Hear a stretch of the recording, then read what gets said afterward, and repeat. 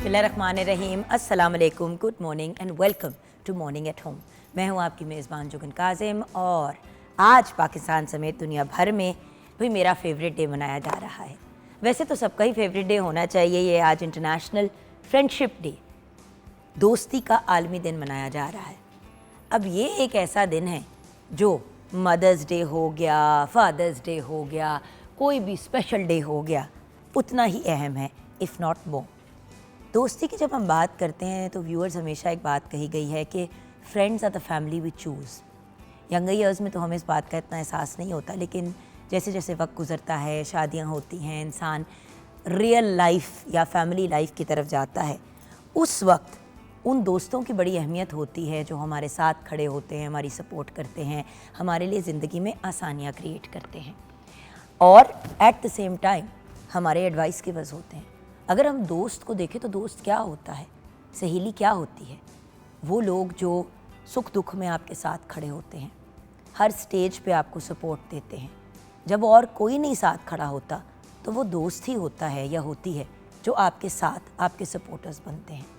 और वो ऐसे ताल्लुकात होते हैं जो इवन तो खून का रिश्ता नहीं होता, हमारे बच्चे उनको चाचू, मामू, खाला, फुफ्फो इन नामों से पुकारते हैं। बिकॉज़ पाकिस्तान में more than anywhere else in the world, कहीं भी और दुनिया से ज़्यादा हमारे यहाँ तो बहुत ज़्यादा वैल्यू दी जाती है दोस्तियों को। हम सिंपली आंटी या अंकल के ऊपर नहीं जाते। जो करीबी दोस्त होते हैं, जो करीबी दोस्त होती है माँ की, वो खाला ही होती है। या अगर कोई ऐसे फैमिली फ्रेंड्स या ऐसे लोग हैं जिनसे खून का रिश्ता नहीं है लेकिन भाइयों की तरह हैं, तो उनको मामू बुलाते हैं बच्चे। सेम वे विद मर्द हजरात के ताल्लुकात। अगर उनका कोई दोस्त है और बचपन का दोस्त है, जैसे मुझे याद है मेरे अब्बू के बेस्ट फ्रेंड अंजुम रफ़ीक, अंजुम चाचू को हमेशा अंजुम चाचू का है। इसरार चाचू भी मेरे अब्बू के बड़े अच्छे दोस्त थे, उनको भी हमेशा हमने इसरार चाचू का है। मेरे बच्चे भी फैसल के जो बहुत क्लोज लोग हैं जिनसे शायद खून का ताल्लुक़ नहीं है लेकिन वक्त का और अदरवाइज़ इतना प्यारा ताल्लुक़ है, उनको चाचू बुलाते हैं। सो या फुफ्फू बुलाते हैं फैसल की, अगर कोई पुरानी कॉलेज फ्रेंड्स या वट एवर हैं। सो अल्टीमेटली ये चीज़ें बहुत मैटर करती हैं व्यूअर्स। और जब ताल्लुक़ इतना करीबी हो जाता है कि इवन खून का रिश्ता नहीं है लेकिन आप बुला अगले को मामा या चाचा रहे हैं या खाला या फुफ्फू रहे हैं, तो वो रिलेशनशिप, वो ताल्लुक़ एक नेक्स्ट लेवल पे एलिवेट हो जाता है। लेकिन व्यूअर्स, ये भी याद रखना बहुत ज़रूरी है कि दोस्तियों को फॉर ग्रांटेड नहीं लेना चाहिए। वो जो कहते हैं ना, दोस्तों को इतना हल्का नहीं लेना चाहिए, क्योंकि बड़ी दफ़ा ऐसा होता है कि हम सारी दुनिया जहान का ख्याल रख रहे होते हैं लेकिन फ्रेंड्स जो हर स्टेज पे हमारे साथ खड़े होते हैं उनको हम थोड़ा इग्नोर कर जाते हैं, या कहते हैं इसकी तो खैर है, ये तो अंडरस्टैंड कर जाएगी या ये तो अंडरस्टैंड कर जाएगा। लेकिन व्यूअर्स, वक्त एक ऐसी चीज़ है जो ताल्लुकात को मजबूत भी बना सकती है और ताल्लुकात में फ़ासले भी क्रिएट कर देती है। और कभी कभी वक्त के साथ जो मामलात और चीज़ें होती हैं, जब हम एक दूसरे के साथ नहीं खड़े होते तो वो ताल्लुकात, उनमें दरार भी पड़ जाती है। सो इट इज़ इम्पॉर्टेंट कि जब कहीं पे भी दोस्ती करें या फ्रेंडशिप बनाएं तो सोच समझ के करें। और हर हाथ पकड़ाने वाला इंसान आपका दोस्त नहीं होता। एवरी सिंगल पर्सन जो आपके साथ अच्छे तरीके से या पॉजिटिव तरीके से चल रहा है, उसका ये मतलब नहीं है कि वो एक्चुअली आपका जेन्युइन फ्रेंड हो। तो दोस्त भी सोच समझ के सिलेक्ट करने चाहिए। मेरी अम्मी हमेशा कहती थी जब मैं छोटी होती थी, और मेरी नानो भी यही बात हमेशा कहती थी कि भाई एक हाथ पे आप अपने दोस्त अगर गिन लें, एक हाथ पे, यानी कि 5 भी लोगों को आप अपना जेन्युइन और क्लोज़ फ्रेंड अगर कह सकते हैं, ये वो लोग हैं जिनको अगर आप प्रॉब्लम में हो तो आपने सिर्फ एक मैसेज करना है या बस उन तक खबर पहुंचानी है कि मसला है, और आपको पता है कि वो संभाल लेंगे। ये वो फ्रेंडशिप्स होती हैं, ये वो दोस्तियाँ होती हैं। अगर आप किसी जगह पे स्टक हैं, किसी तकलीफ़ में हैं, किसी मसले में, वो आपके साथ खड़े हैं। अगर वो किसी प्रॉब्लम में हैं तो सोचे समझे बग़ैर, बेसाख्ता, जिस तरह इंसान भाई बहन माँ बाप औलाद के लिए भागता है, आप उसी तरह उनके लिए भी भागते हैं। दोस्तियाँ तो ये होती है व्यूअर्स।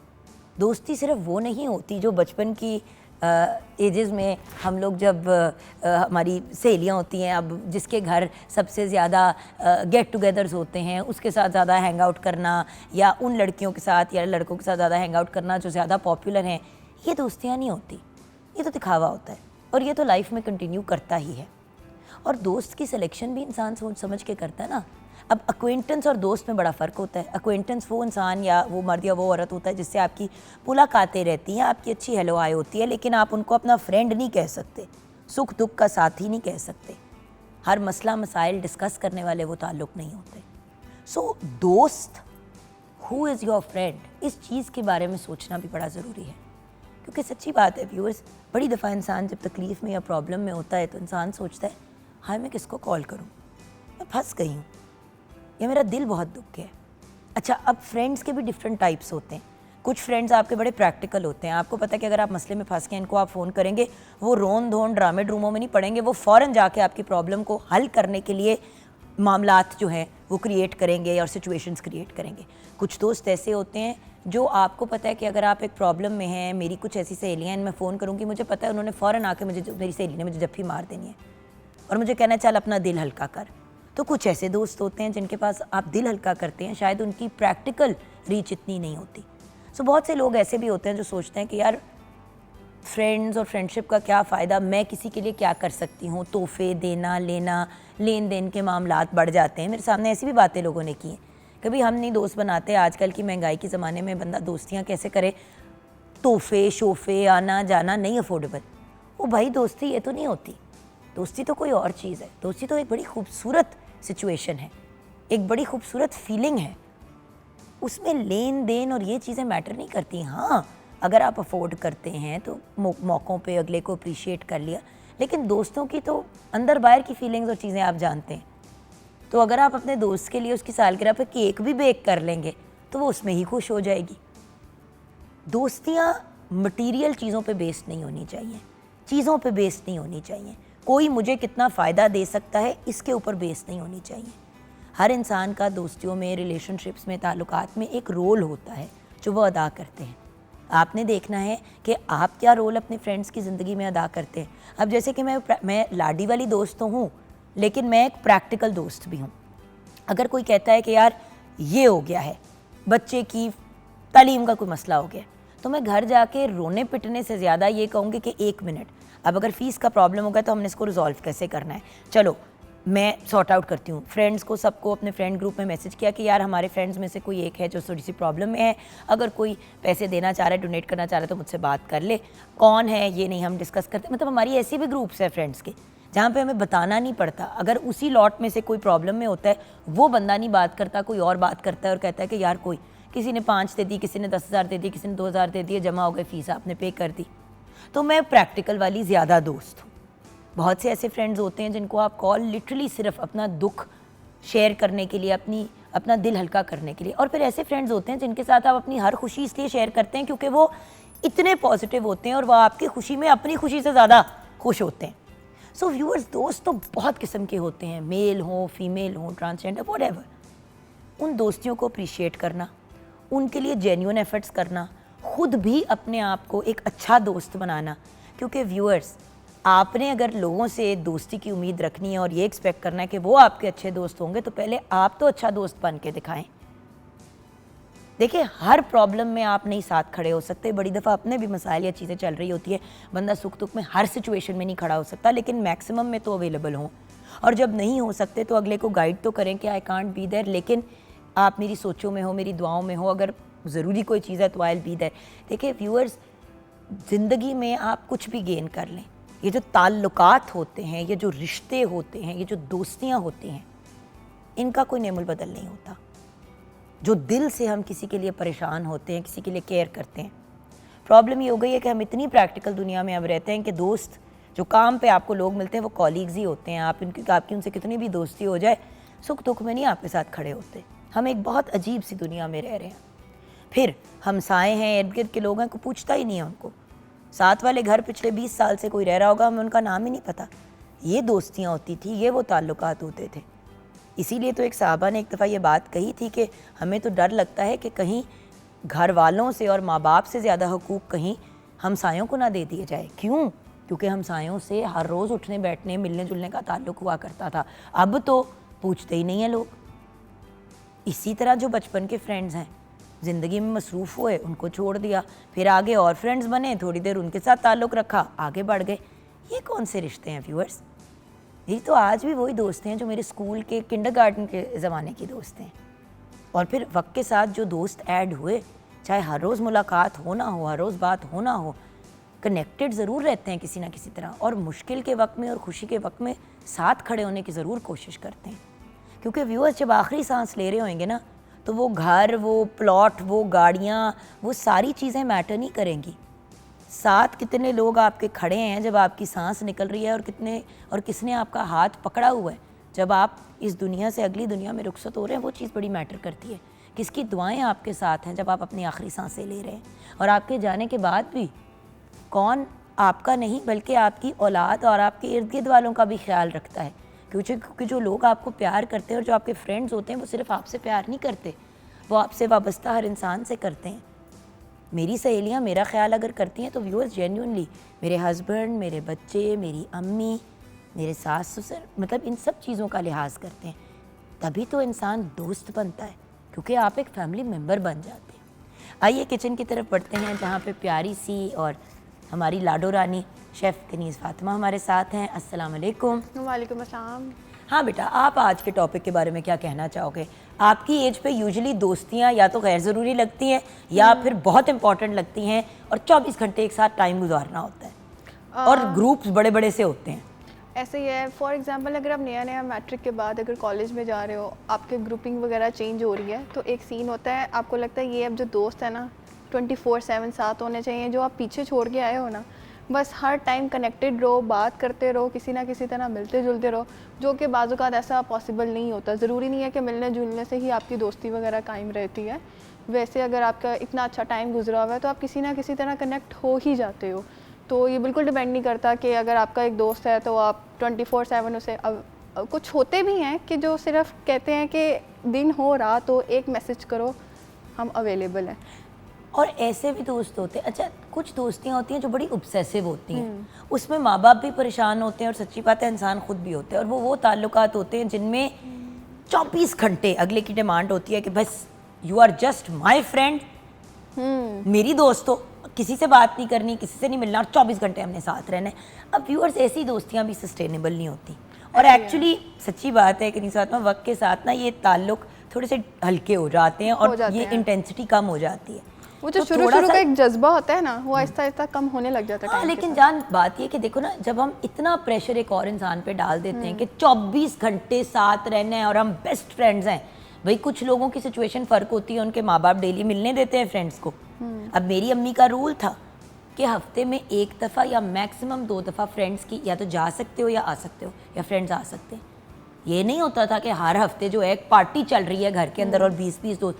जिस तरह एक दिन अगर मेरी फ्रेंड फराज़े आ गई तो कुछ हफ्तों के नेक्स्ट वीक जो है किसी और फ्रेंड की तरफ मैं चली गई, तो हम सब मिल लिए।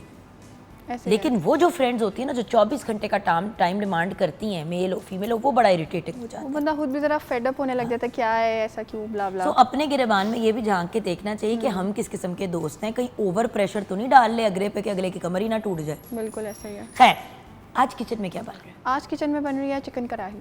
ओके, रेसिपी की तरफ चलते हैं। चिकन कढ़ाई हर किसी की फेवरेट होती है, लेकिन सही ना बनी हो तो वो मुर्गी का सालन बन जाता है, बिल्कुल, या बहुत मिर्ची हो जाए तो खाने के लायक नहीं रहता। ऐसे ही है जी। सो रेसिपी की तरफ चलते हैं। जो हमें इंग्रेडिएंट्स चाहिए वो है चिकन 1 किलो, लहसुन 8 से 10 जवें, सुरख मिर्च पाउडर आधा चाय का चम्मच, नमक 1 चाय का चम्मच, हल्दी आधा चाय का चम्मच, पानी आधा कप, टमाटर 800 ग्राम, सूखा धनिया 1.5 चाय का चम्मच, जीरा पाउडर 1 चाय का चम्मच, हरी मिर्च 3 से 4 अदद, अदरक 1 इंच टुकड़ा, दही आधा कप, गरम मसाला आधा चाय का चम्मच, काली मिर्च 1/4 चाय का चम्मच।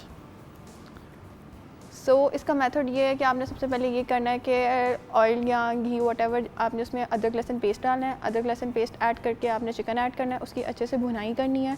भुनाई करते हुए आपने उसमें नमक डाल देना है जितना आपको पसंद है, अपने टेस्ट के अकॉर्डिंग।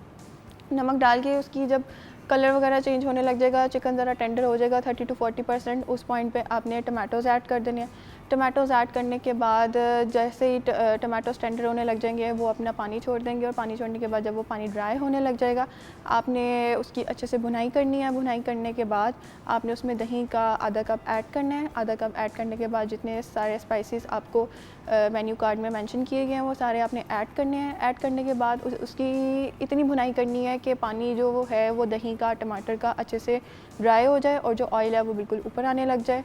और जितने भी मसाले आप अपने टेस्ट के अकॉर्डिंग डाल सकते हैं। आपको कम स्पाइसी पसंद है या बिल्कुल नॉर्मल पसंद है, it's up to you.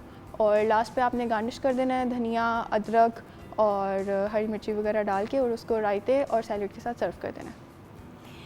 Basically बात यह है कि कढ़ाई एक ऐसी चीज़ है जो एक क्लासिक डिश है, जैसे आलू गोश्त एक क्लासिक डिश है, उसको अगर ऑथेंटिक अंदाज में बनाया जाए तो ज़्यादा मज़े की होती है। और कढ़ाई एक्चुअली एक ऐसी चीज़ है कि अगर आपकी मुर्गी फ्रोज़न नहीं है तो आप आराम से आधे घंटे में उसको पूरी तरह रेडी कर सकते हैं, क्योंकि उसकी कुकिंग बड़ी फास्ट होती है। सो हाफ एन आवर में चिकन की या 45 मिनट्स में चिकन कढ़ाई तो तैयार हो ही जाती है। और मटन की अगर बनाए तो उसमें टाइम ज़रा सा ज़्यादा लगता है। बीफ अगर अच्छी क्वालिटी का रखें, जो टेंडरलॉइन होता है, तो वो और जल्दी तैयार हो जाता है। बट डिपेंड करता है, राइट? यस, बिल्कुल। और बाय द वे एक दफ़ा मैंने कराची में ना प्रॉन कढ़ाई खाई थी, बड़े ही मज़े की थी और लिटरली 15 मिनट में तैयार, क्योंकि मसाले वगैरह आपने रेडी कर लिए तो प्रॉन्स तो आपको पता है ऐसे तैयार हो जाते हैं, उसको ओवर कुक नहीं करना। आप फिश कढ़ाई भी बना सकते हैं, बट अगेन फिश और प्रॉन्स को इतना ओवर कुक नहीं करना, और सी फूड आपको थोड़ा सा बनाना आना चाहिए, राइट? बिल्कुल, इंशाल्लाह विंटर्स में बनाएंगे। So that's it for the recipe. Done. यहाँ पे हम ब्रेक की तरफ जाएंगे। ब्रेक के बाद जब वापस आएंगे तो एक बहुत ही ब्रिलियंट यंग लेडी हमारे साथ हैं तो head of business development north, एक बड़े ब्रांड के साथ। उनसे हम जानेंगे कि हम ख़वातीन को, हमारी जो प्यारी प्यारी बहनें इस वक्त स्क्रीन पे हमें देख रही हैं, जिनके लिए हम ये शो करते हैं, उनको हम कैसे एम्पावर कर सकते हैं और कैसे उन्हें मज़ीद खुद मुख्तार बना सकते हैं या खुद मुख्तारी की तरफ कैसे लेके जा सकते हैं, छोटी सी ब्रेक के बाद।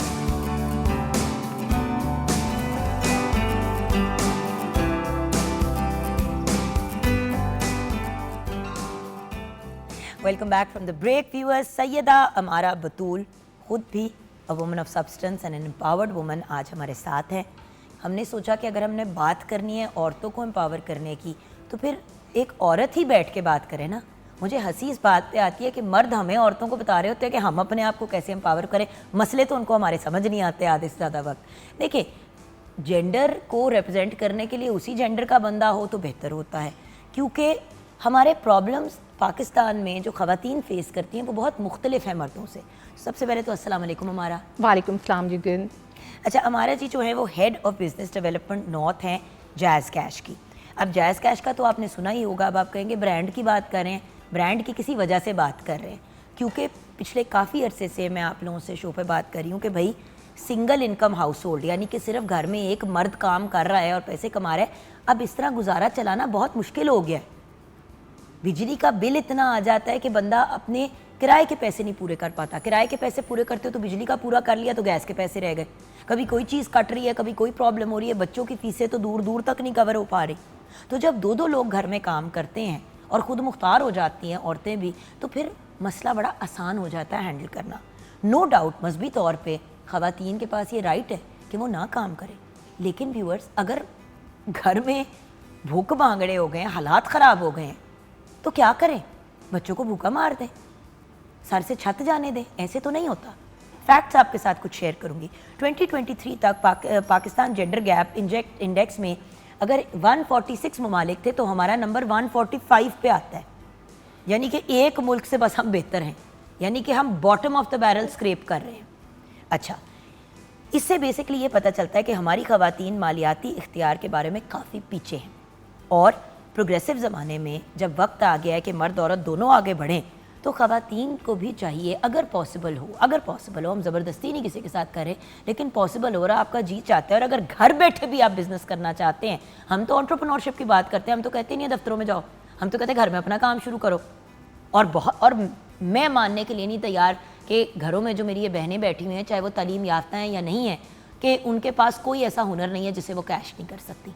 कितनी औरतों को हम इस शो पे बुलाते हैं, चाहे वो आर्ट्स एंड क्राफ्ट्स करी हो, चाहे उन्होंने खाने की बिजनेस स्टार्ट की हो, चाहे उन्होंने प्रॉपर ऐसी आईटी के सेटअप्स लगाए हुए हैं जिनके अंदर अब ख़वातीन ही काम कर रही हैं और ख़वातीन को एम्पावर कर रही हैं। सो आप सब कर सकते हैं, और इन सब चीज़ों में हमारी हेल्प और सपोर्ट करता है जैज़ कैश, जैसे कि मोबाइल वॉलेट्स। जैज़ कैश ख़वातीन को डेबिट कार्ड्स की भी सहूलत देता है, उससे भी ज़िंदगी बड़ी आसान हो जाती है।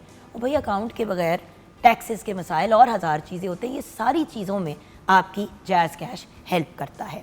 तो तब्दील होने के लिए और किसी भी पॉजिटिव तब्दीली लाने के लिए हमें सपोर्ट की ज़रूरत है, और वो सपोर्ट किससे हमें चाहिए होगी ये तो खैर हमारा जी हमें गाइड करेंगी बेहतर। लेकिन पहले ये बताइए हमारा जी, सॉरी मैंने इतनी लंबी तकरीर दे दी, बट मुझे आई am so impressed with jazz cash, और जिस लेवल पे आप लोग आउट ऑफ द वे जाके औरतों को एम्पावर करना चाह रहे हैं। पिछले दिनों एक मोटरसाइकिल बनाने वाली कंपनी से बात हो रही थी, तो मैंने उनसे बड़ा गिला किया। मैंने कहा भाई आप ऐड आज भी मर्दों के लिए बना रहे हैं, आपको तो इश्तिहार वो बनाना चाहिए जिसमें एक बाप जो है वो अपनी बेटी को या एक शौहर अपनी बीवी को बाइक चलाना सिखा रहा है और कह रहा है कि भाई अगर तुम्हें मेरा इंतज़ार करना पड़ता है और मेरा वेट करना पड़ता है जिसकी वजह से ज़िंदगी और काम और चीज़ें मुतासिर हो रही हैं, तो तुम्हें बाइक चलानी आनी चाहिए, आओ मैं तुम्हें सिखाऊं। तो जैज़ कैश वो काम कर रहा है जो हमारे घर के मर्दों को करना चाहिए। एब्सोल्युटली, आप बिल्कुल ठीक कह रही हैं जुगन। एंड तो कर क्या रहे हो यार, ज़रा इसके बारे में बताओ। ज़रूर। तो जुगन, जैसा कि आप जानती हैं कि हमारे मुल्क की निस्फ आबादी जो है वो ख़वातीन पे मुश्तमिल है, लेकिन अगर हम अपनी ख़वातीन की माली और माशी जो मामलात हैं उसमें शमूलियत को देखें तो सिर्फ 25% ऐसी ख़वातीन हैं जो कि किसी न किसी तरह से माली या माशी मामलात में शराकत कर रही हैं या किसी जो है फाइनेंशियल सर्विसेज के थ्रू जो है वो सर्विसेज जो हैं वो अवेल कर रही हैं।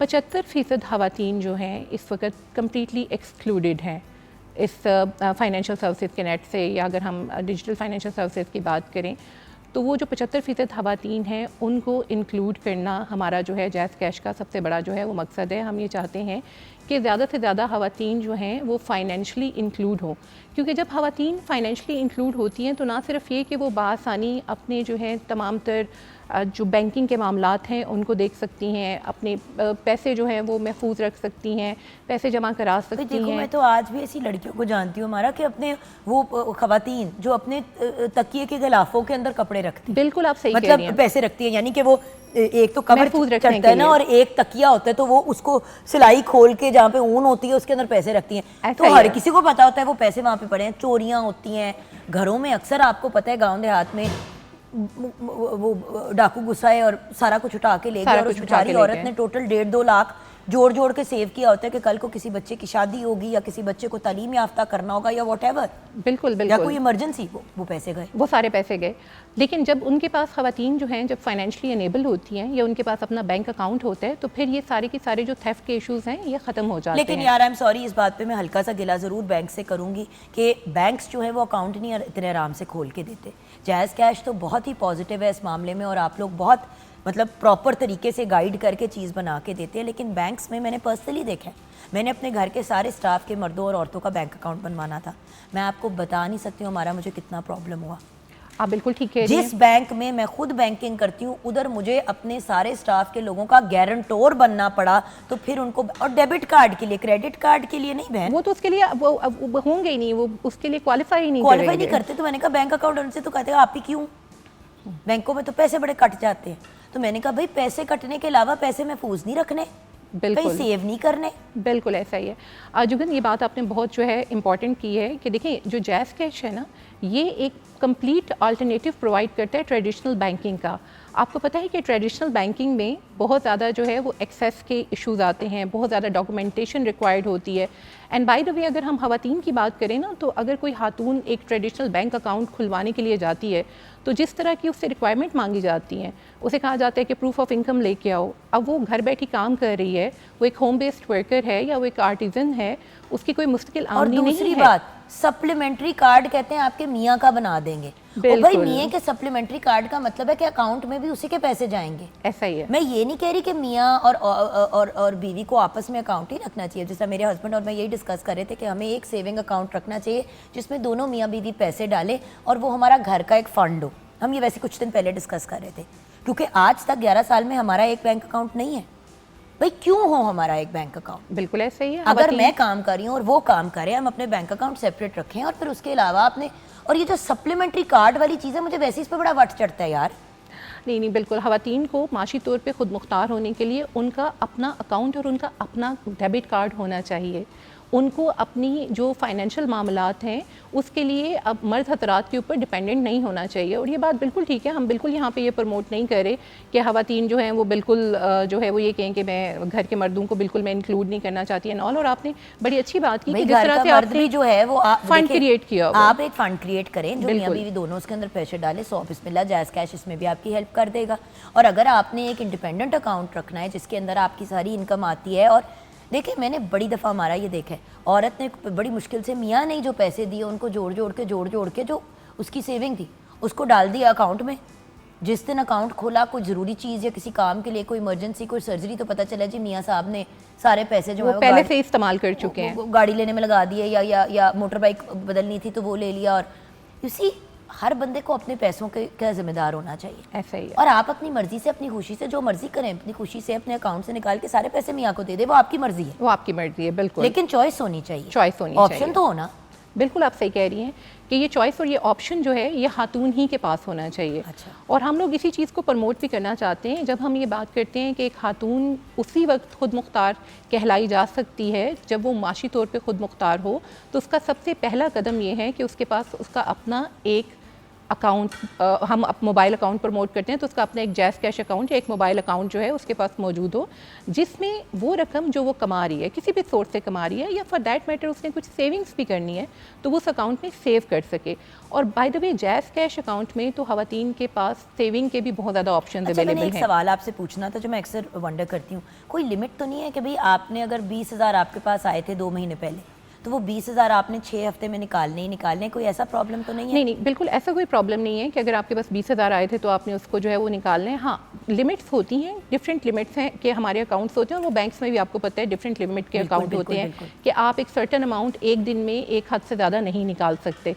लेकिन आपकी जो अमाउंट आ रही है उसके ऊपर ये नहीं है कि आपकी हर सूरत वो सिक्योर है, पूरी तरह से सिक्योर है। जैज़ कैश जो सिक्योरिटी फीचर्स प्रोवाइड करता है वो ग्लोबल स्टैंडर्ड्स के मुताबिक हैं, जहाँ पे आपकी रकम जो है वो पूरी तरह से महफूज रहती है। जो आपने ऐड बनाया है तो खवातीन के लिए, इसमें खवातीन नहीं है, ये क्या नॉनसेंस है? अच्छा, ये मैंने ज़रा लड़ाई करनी थी आपसे थोड़ी। नहीं, इसमें बिल्कुल लड़ाई वाली कोई बात नहीं है। तो अब जुगन आपको बड़ी अच्छी तरह से अंदाज़ा है कि हमारा माशरा जो है ना एक पिदर सरी माशरा है, जहाँ पे मर्द को घर का सरबराह समझा जाता है, और प्राइमरीली मर्द हजरात जो हैं वो कमा के भी ला रहे होते हैं, और उसके बाद जो है वो ला के बेशक घर की खवातीन को जो है वो पैसे दे देते हैं कि आप इनको डिफरेंट जो है वो मकासद के लिए इस्तेमाल करें, या घर के हाउस होल्ड का एक बजट होता है उसके लिए उनको अमाउंट दे दी जाती है। लेकिन इसके बावजूद उन खवातीन के बैंक अकाउंट्स नहीं होते। तो बात है कि अगर आप बिजनेस नहीं भी कर रहे हैं तो तब भी आपका जैज़ कैश का अकाउंट होना चाहिए, हम तो ये कह रहे हैं। बिल्कुल ऐसा ही है। Even if you are not working, होता है ना हस्बैंड ने आपको 5,000 या 10,000 पॉकेट मनी दी हर महीने, जो चीज़ हाथ में कैश पड़ा हो ना वो ऐसे जाता है, वो बिल्कुल ऐसे ही जाता है। अगर आपका कैश निकालना पड़ता है ना, बंदा सोचता है उसके बारे में। बिल्कुल आप सही कह रही हैं कि जो आपने निकालना होता है उसके लिए आप 100 दफ़ा सोचते हैं, क्योंकि वो आपके अकाउंट में एक महफूज पड़ा हुआ है, और एक साइकोलॉजिकल एक फैक्टर भी होता है कि ये पैसे मैंने साइड पे सेव करके रखे हुए हैं, और वो आपकी एक्सेस में नहीं होता ना, आप उसे उतना ईजिली विड्रॉ नहीं कर पाते, तो वो महफूज रहता है। तो ये जो आपने ऐड की बात की ना, उसमें यह था कि हम इन मर्द हजरात से उन खवातीन के शोहर, बाप और भाई से बात करना चाहते थे, जहाँ पे हम उन्हें ये बताना चाहते थे कि जब आप खवातीन को आपने सारे मामलात का इंचार्ज बनाया ही हुआ है, आप उनको पैसे भी ला के दे रहे हैं, तो इसमें कोई हर्ज नहीं है अगर उनका अपना एक मोबाइल अकाउंट भी हो जाए।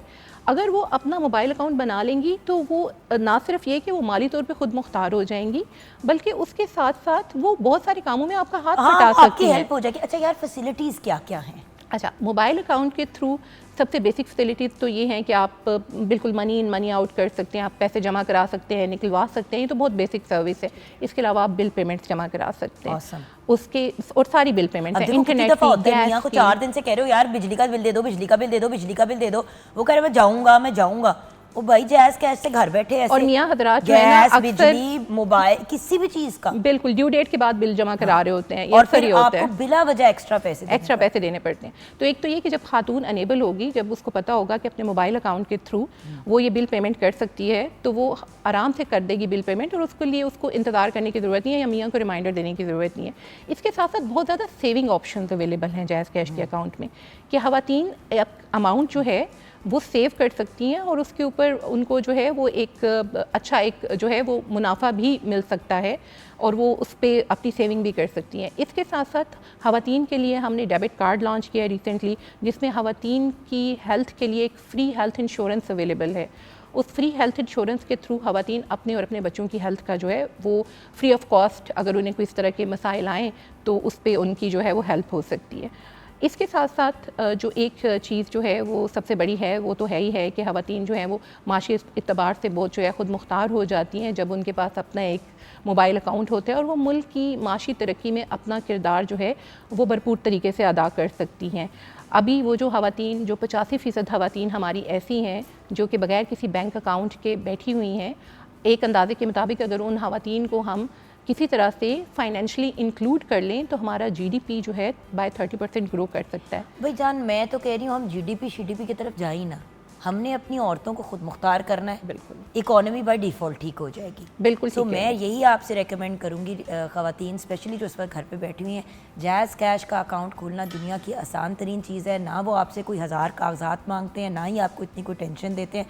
आप लोगों ने तो बहुत ईजी कर दी है। सिर्फ एक शनाख्ती कार्ड, सिर्फ एक शनाख्ती कार्ड, अपना आईडी कार्ड लें और किसी भी जैज़ के जो फ्रेंचाइज है वहाँ पे जा सकते हैं। नहीं, आप घर बैठे अपना अकाउंट खोलें। घर बैठे भी कर सकते हैं। आप अपना घर बैठे अकाउंट खोलें, आपको कहीं जाने की जरूरत नहीं है। आप ऑनलाइन कर सकते हैं। मैं तो समझी थोड़ा सा इतना भी नहीं। आप प्लीज, अच्छा कहाँ पे जाके करेंगे ऑनलाइन, जरा बता दें। अच्छा, उसमें ये है कि अगर आपने अपना जो है ऑनलाइन कोई भी आप जो ऐप स्टोर यूज़ करें, अगर आप एप्पल यूज़ करें हैं तो आप iOS में जाएंगे, अगर आपके पास एंड्रॉयड है तो आप ऐप स्टोर में जाएंगे, वहाँ पे जैज़ कैश की ऐप जो है वो अवेलेबल है।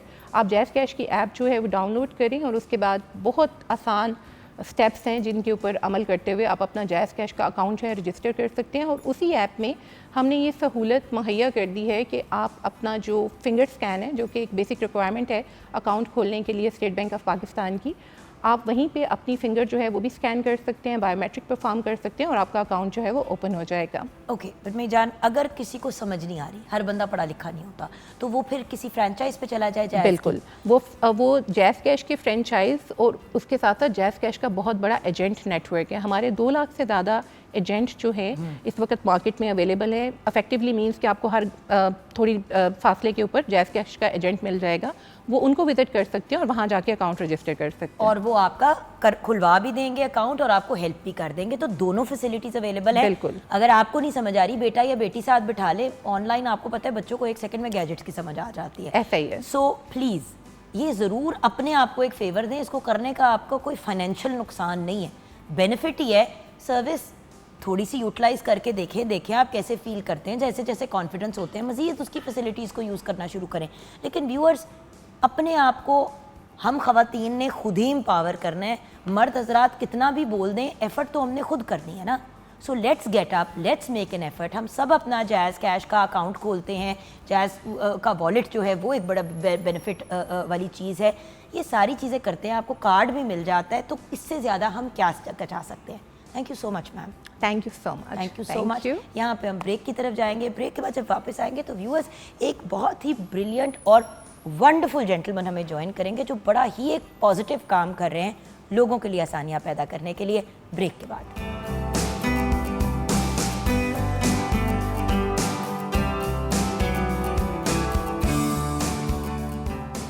Welcome back from the break viewers. जैसे कि मैंने आपको बताया था, आज हमारे साथ एक बहुत ही इंस्पिरेशनल पर्सनालिटी है। सबसे पहले तो एक बात क्लैरिफाई कर दूं कि अगर बिज़नेस के पॉइंट ऑफ व्यू से बात करें, रोज़ी रोटी कमाने के पॉइंट ऑफ व्यू से, तो आपकी प्रॉपर्टी का बिज़नेस है और माशाल्लाह आप उस मामले में बहुत कामयाब हैं। हमारे साथ मोहम्मद फ़ारूक साहब हैं। अस्सलाम वालेकुम फ़ारूक भाई। वालेकुम अस्सलाम। क्या हाल है आपके? अल्लाह का शुक्र, ठीक ठाक। अच्छा फ़ारूक भाई, ये तो बिज़नेस की तो हमने बात कर ली और अल्लाह का शुक्र है आपका मामला अल्हम्दुलिल्लाह बड़ा अच्छे से चल रहा है। जी जी लेकिन आप एक ऐसा काम कर रहे हैं जी जी जो बहुत ही बड़ा काम है और वो आप अल्लाह वाले कर रहे हैं बस वैसे ही। जी जी जी मुझे उस काम के बारे में बताएं, मैं आपकी ज़बानी सुनना चाहती जी जी। अस्सलाम वालेकुम। मेरा काम जो बेसिकली है, 2020 में मैंने गाड़ी एक ली थी बैंक से, तो उस पर मैंने इन ड्राइव पे डाला। तो जब मैं एक दो दफ़ा मुझे ना 2018 में घर से एक कॉल आती, जी मेरी बेटी की तबीयत नहीं ठीक, तो उसको हॉस्पिटल लेके जाना है। तो मिसेज़ मेरी कहती हैं जी वो लेके गई, तो जो ऑटो रिक्शे पे लेके गए ना, तो ऑटो रिक्शे वाला कहता है जी मैंने पैसे नहीं लेने, आपके साथ पेशेंट है, तो आप फ़ौरन से इनको लेके जाएं इमरजेंसी में। तो मैं नहीं लेता पैसे पेशेंट से। तो जब मुझे उन्होंने बताया ना घर वालों ने कि वो ऑटो रिक्शे वाला इस क्योंकि आप यहाँ पे थे और वो किसी और शहर में वो थे, जेलम में थी, जेलम में थे, तो आपके लिए फ़ौरन पहुँचना पॉसिबल बहुत मुश्किल था। तो वो रिक्शे में जब लेके गए तो रिक्शे वाले ने 1 रुपया वो कहता जी मैं नहीं पेशेंट से पैसे लेता, आप फ़ौरन इमरजेंसी में लेके जाएं इनको। तो अल्लाह का शुक्र है कि वो टाइम पे पहुंच गए। तो फिर मैंने जब कहा कि वो ऑटो रिक्शा लेके इस तरह कर रहा है तो मुझे अल्लाह ने गाड़ी दी है तो मैं इस पे क्यों ना लोगों की खिदमत करूं। तो तब से लेके आज तक 5-6 साल अल्हम्दुलिल्लाह मुझे हो गए। तो मैंने ऐप्स हैं मुख्तलिफ, उनमें भी मैं करता हूँ काम, और जैसे ऑनलाइन ऐप्स हैं। उसके अलावा रात 2 जुमा हफ्ता इतवार रात 2 बजे से लेकर सुबह 10 बजे तक कार्डियोलॉजी हॉस्पिटल सर्विसेज जना जर्नल के बाहर चला जाता हूँ। वहाँ पे जो पेशेंट हो जिसको ज़रूरत हो, जब ऑटो रिक्शे वाला रात 2 बजे 500 की जगह 1000 रुपये मांग रहा होता है कि पेशेंट ने तो जाना मजबूरी है, तब मैं उनको कहता हूँ जी आप कितने पैसे अफोर्ड कर सकते हैं, आपको मैं गाड़ी में छोड़ाता हूँ। पहले तो वो देखते हैं गौर से, फिर मैं कहता हूँ मैं छोड़ाता हूँ, कोई बात नहीं। तो वो हम तो 200-300 दे सकते हैं। तो उनको जब मैं बैठाता हूँ रास्ते में, उनको मैं 15-20 मिनट का सफ़र होता है, बता देता हूँ कि ये जी आपकी राइड बिल्कुल फ्री है। अगर आप मेडिसिन भी नहीं ले सकते ना, तो जितनी मैं अफोर्ड कर सकता हूँ मैं आपको अपनी जेब से लेके देता हूँ। पूछता हूँ आपके पेशेंट ने खाना खाया है, किसी और चीज़ की ज़रूरत है, तो जो कहते हैं मैं अल्हम्दुलिल्लाह करता हूँ ये। अल्लाह का शुक्र है। और अब देखिए ना, आपको आज बुलाने का रीज़न भी यही था। जी जी, आप तो बहुत अच्छा काम कर रहे हैं, लेकिन जी।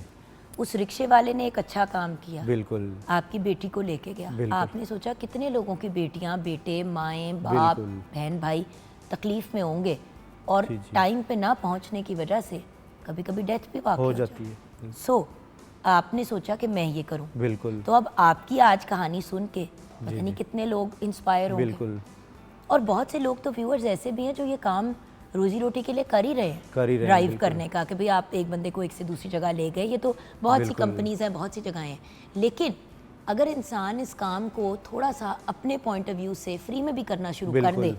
तो अपना हिस्सा डालने वाली बात है ना भैया। बिल्कुल बिल्कुल। आजकल जो होता है ना कि लोग कहते हैं हालात इस तरह के नहीं है कि किसी को अपनी गाड़ी में क्यों बिठाएं ये वो, तो लेकिन देखें हालात खुद बंदा करता है कि जब आप खिदमत, आपकी नीयत होगी ना कि हमने खिदमत इंसानियत भी करनी है, तो फिर कुछ नहीं होता आपके साथ। अल्हम्दुलिल्लाह 5 साल से मैं ये काम कर रहा हूँ, और रात आपको पता है रात 2-3 बजे जो बंदा निकले, खाली रोड्स होती हैं, 100 तरह के हादसा मामला होते हैं। आज तक अल्लाह का शुक्र है कोई हादसा नहीं हुआ मेरे साथ, कोई किसी ने ये नहीं कहा कि गाड़ी रोकी हो फलां, धुंध में भी जाता हूँ। लेकिन भैया इससे आपकी पर्सनल लाइफ नहीं मुतासर होती? नहीं नहीं बिल्कुल नहीं। देखिए एक फैमिली, घर बार, 100 बिल्कुल। चीज़ें होती हैं। लेकिन अल्लाह का शुक्र है कि अल्लाह की ज़ात दे देती है। कुछ घर भी रेंट का है मेरा, मैं रेंट पे रहता हूँ, और बेटियाँ भी मेरी 2 हैं, वो भी पढ़ रही स्कूल जाती हैं, और बाकी भी इशू हैं।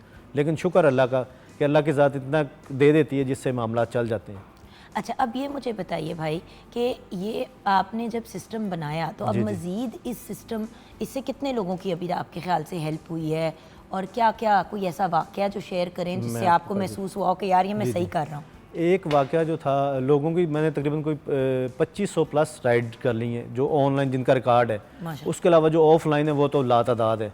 जैसे मेरा एक वाक़या मुझे अभी तक याद है जो मुझे सबसे बेहतर लगता है कि 2023 में धुंध थी, रात को 3 बजे का टाइम था, तो मैं कार्डियोलॉजी से ना यूटर्न लेके वापस जा रहा था जेल रोड पे, तो एक ऑटो रिक्शा खड़ा हुआ ख़राब नज़र आया।